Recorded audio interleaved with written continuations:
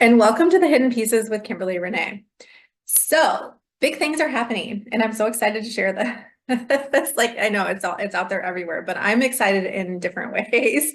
So Pluto is stationing direct right now. Basically Pluto is standing still right now, and Pluto turns direct at 7:31 p.m. tonight Central Time, and stationing to turn direct at 29 degrees. What is happening while all this is happening? Like the moon is conjunct Pluto.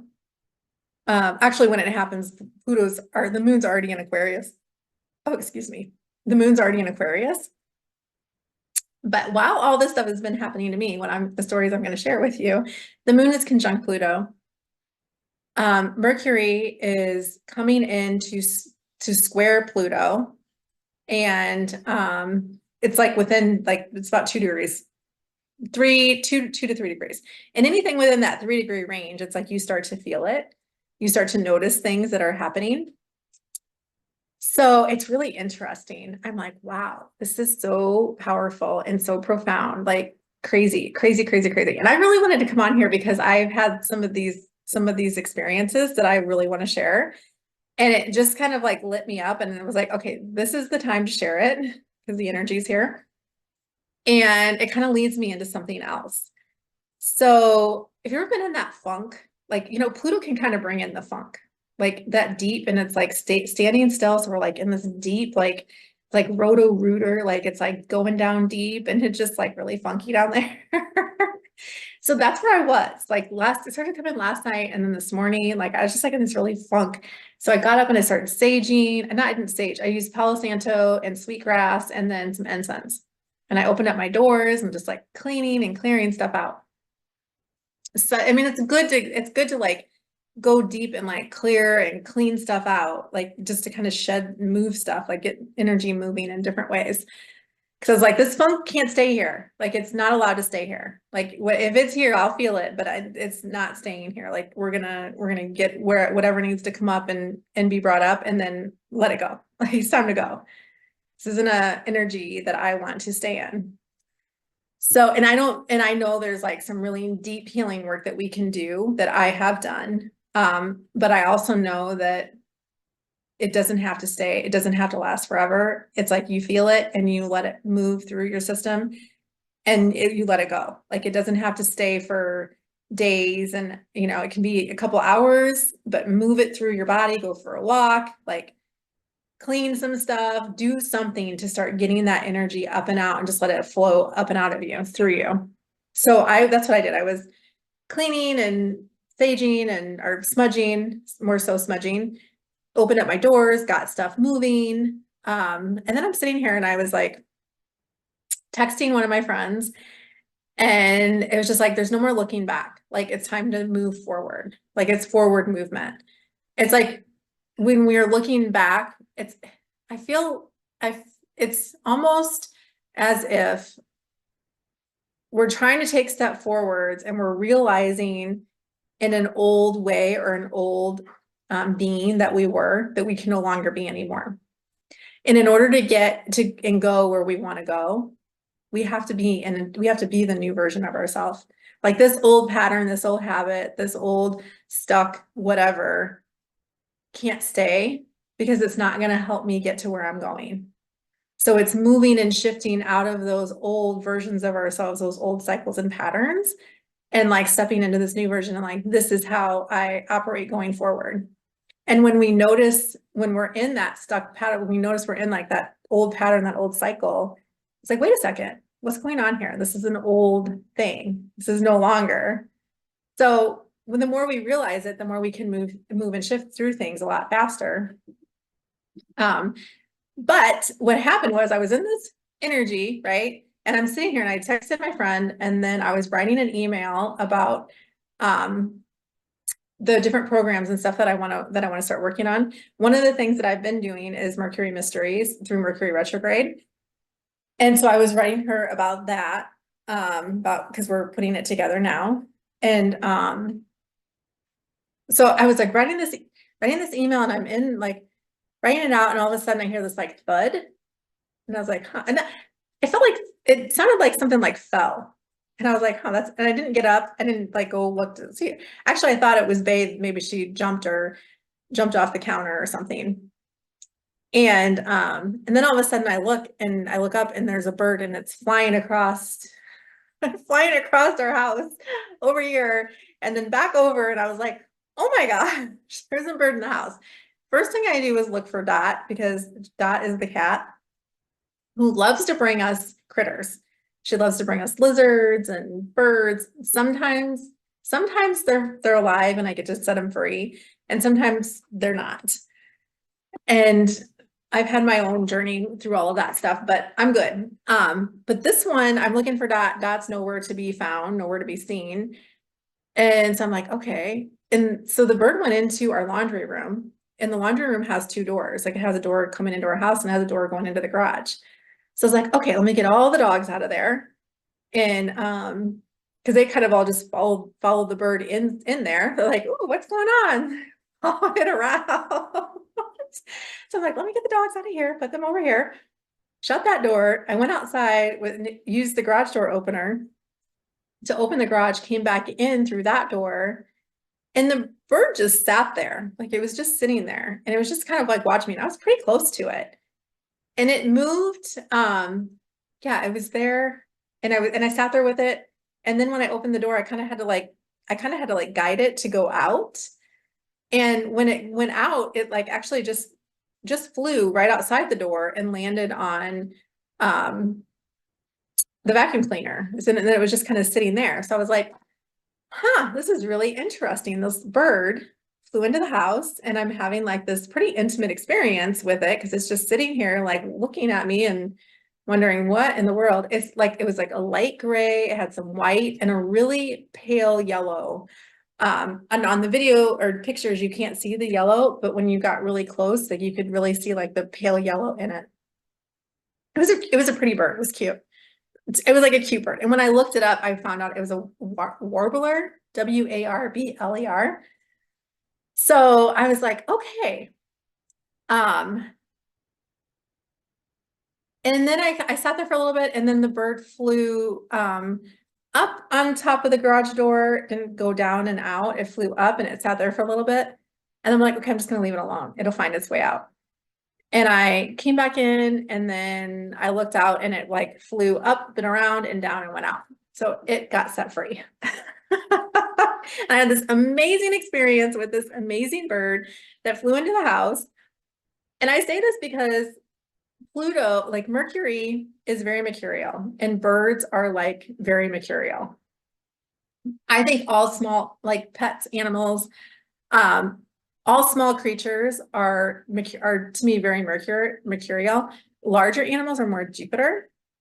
But remember, Jupiter is in Mercury sign. So all animals could be bringing us messages, doesn't matter the size.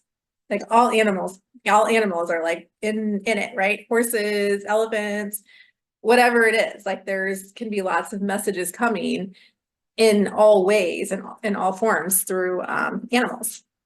So something to pay attention to.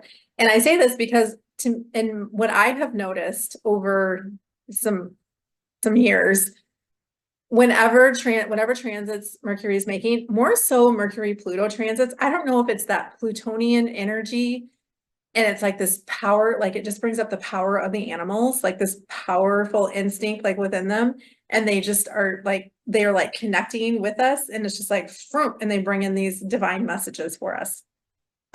So notice over these next few days, I would say now, I mean, Mercury squares Pluto on Sunday, but even, and then Mercury goes into Scorpio, which is in modern astrology, Pluto rules Scorpio. In traditional astrology, Mars rules Scorpio. So definitely over the next, I would say Monday, Tuesday, now till Monday, Tuesday, notice how animals show up in your life and what messages they have. The other thing that I wanted to share is, okay, so when I felt like I was receiving my own messages with this bird. Like, it was very calm and it was very still. It was not like flying forcefully, trying to get out, like trying to free itself. It wasn't doing that. Wherever it went, it like flew and it just sat and it was really still. And it would just look around. It was very patient, very quiet, very still. And just look around. And like whatever place it went to, it didn't go far. It just went to the next spot and it like stood there, sat there and was very still and quiet and just look around. So it was almost like time to get still and get quiet. Where before it was like really in this like deep, not pleasant energy.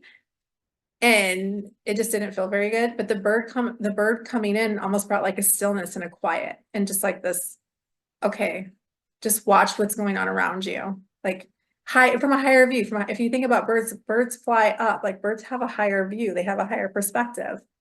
So looking down, right? So it's like get the higher perspective, go up to higher ground and figure out all this, right?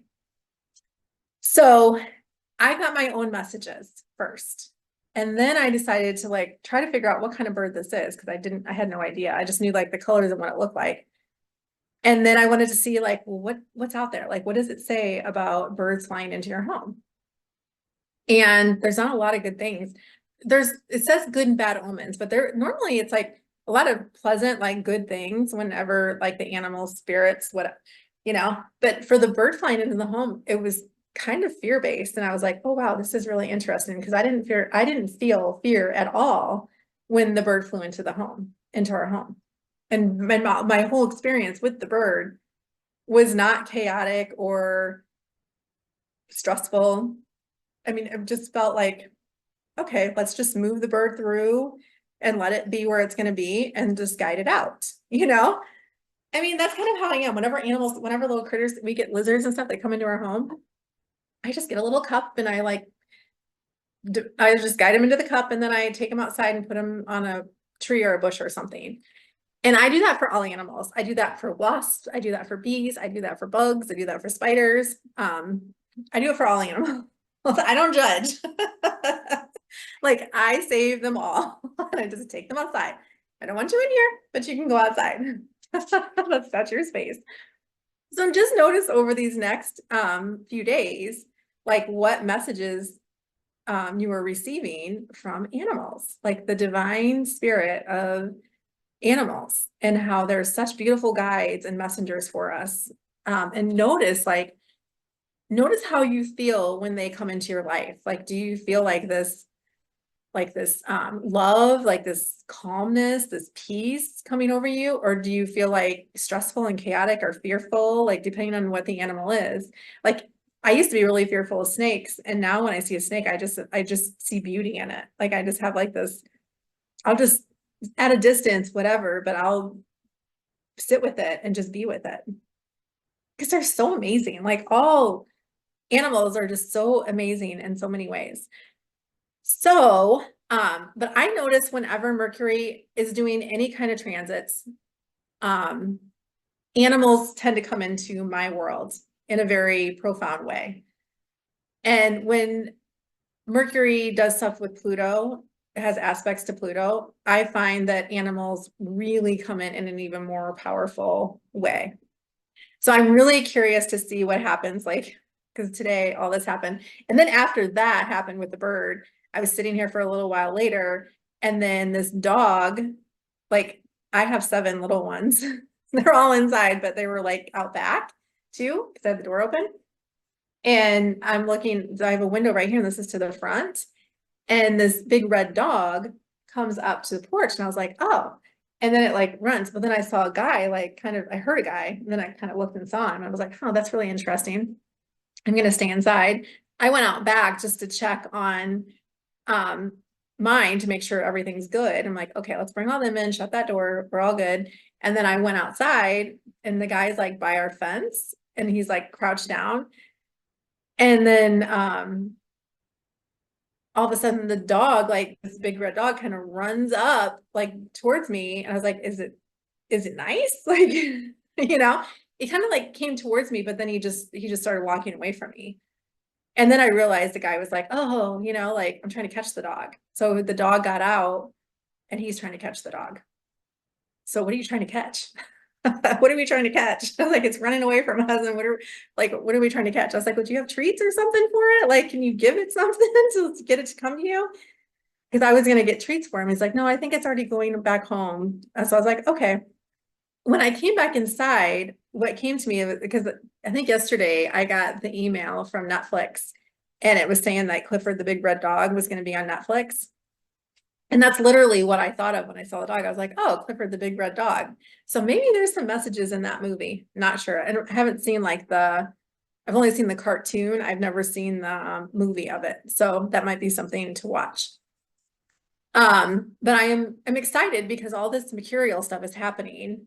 And Mercury, like we have another month, actually not, yeah, we have another month, not even a month. And Mercury is going to start making his own new cycle, right? With the Mercury retrograde. So we're going to start pre-retrograde on November 7th. And the retrograde, I think it's November 25th. I can't remember the exact dates, but I'm going to be offering the whole Mercury mysteries through the Mercury retrograde of Sagittarius. And I'm super excited. So this is just the bird flying into the home and the dog outside just kind of like gave me this inspiration to start talking about Mercury mysteries and Mercury's retrograde and how like the Mercury is squaring Pluto, but how Mercury is like this beautiful representation of divine, like spirit and animals coming in and giving us this guidance, and how these animals come into us and guide us in these beautiful ways. So notice that. But I want to talk about a couple other things, because what I noticed was I got my own message from each thing. I got my own piece. I didn't even look up anything about the dog after I did it, but so for like the bird coming in, I was like, oh, let me look this up. I want to see what is out there, what is being said. There was actually a lot of negative, like a lot of bad omens out there for a bird flying into your home. And I was like, I didn't feel any of that. Like I didn't see, I mean, we'll see if any of those things show up. Like I'll pay attention, I'll watch. But I just noticed like how fear-based, and I also look at Mercury retrograde, how a lot of people are in fear of it. And I'm like, Mercury retrograde is not a time to be in fear. It's actually a time to play and explore and have fun, and what possibilities, like what doors open up for you. It's almost like when this happens, like this gets canceled and that gets canceled and all this stuff happens and my system gets shut down and blah, blah, like all the things, right? When life just is like gets turned upside down and now what's happening? It's like, it's the perfect moments for the divine detours. And that's what Mercury retrogrades are all about, is the beautiful moments of divine detours. And so that's what my whole experience of Mercury mysteries through Mercury retrogrades are about, is getting into the fun and the play and getting really open and curious about the messages that are coming in and the divine detours that we're being guided on. So we don't get tripped up by trickster Mercury. We go and actually play the game. We start playing the game with Mercury and allowing Mercury to be the guide throughout the Mercury retrograde. So we can open up and have these amazing, beautiful new experiences that change our perception and our perspective in so many ways we couldn't even realize. I have many, many, many stories of Mercury retrogrades that I have been on, many journeys that I have been on, that I will be sharing probably now throughout until the Mercury retrograde goes, because I feel like that's how you're gonna experience the way that I experience Mercury retrograde. And then you can kind of feel like, oh, I want to have that experience, or no, this woman's crazy. I want no part of that, which is totally fine too. Hey, we get to be us and we get to do us, and that's the beauty of it all, right? Do you, be you. That's it. And this is me. So, and this is just how I love to bring fun and play and new experiences and creativity out. And I have a lot of things planned for it, so I'm super excited. But I will start sharing my journeys through different Mercury retrogrades and my different mercurial experiences. I'll start sharing them so everyone can kind of get a take on what's going on? What is this new Mercury mysteries? What is this Mercury journey that, that she's talking about? And yeah, so it'll be fun and exciting.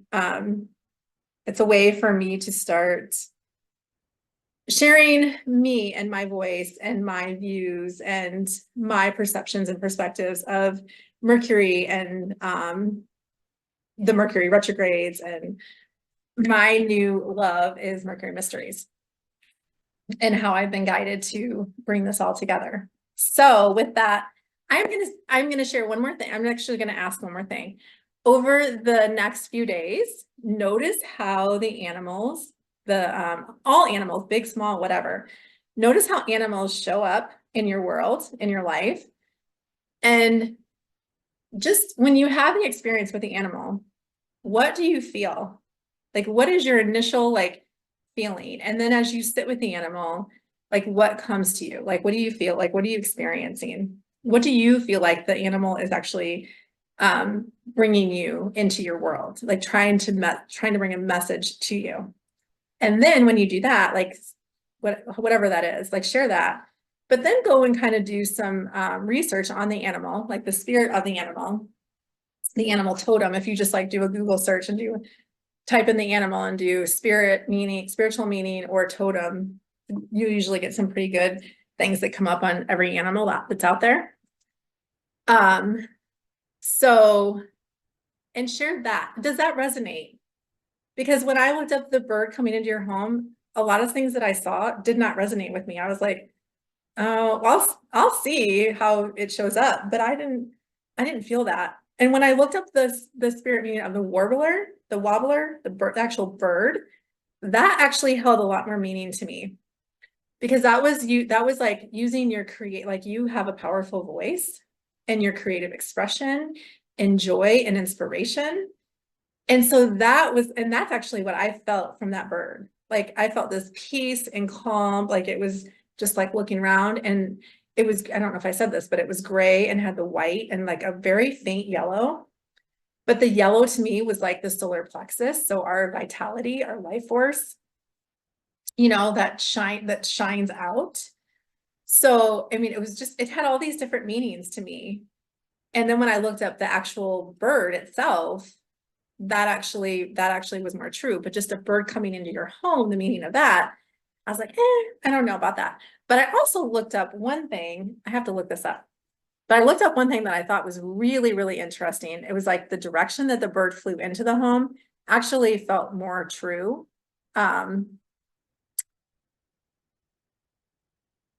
Because, hold on, I'm trying to put this in here. I was like,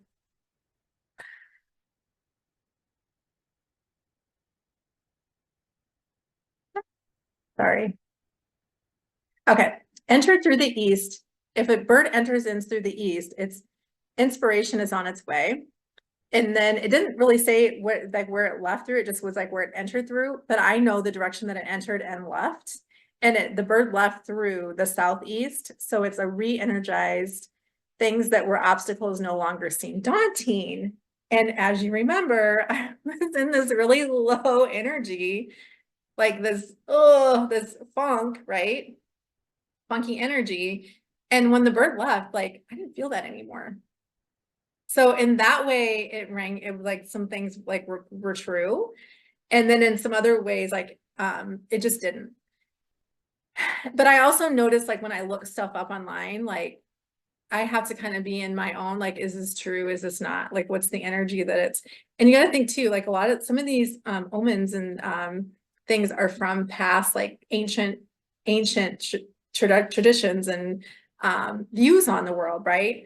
So take it with a grain of salt, take in and you get to discern, how did I feel? And do I feel that? Or did I actually feel ooh, this is a warning, or this is a message, this is a bigger message than I need to pay attention, there's a warning here? Or are you feeling what, and watch the animal and see what it's actually doing, because that'll give us a lot of content and a lot of information, a lot of context and a lot of information about what's happening and about the experience of the whole thing. So I know I went on probably longer than I needed to, but share your experiences with animals below. I would love to read them and see them. Take care.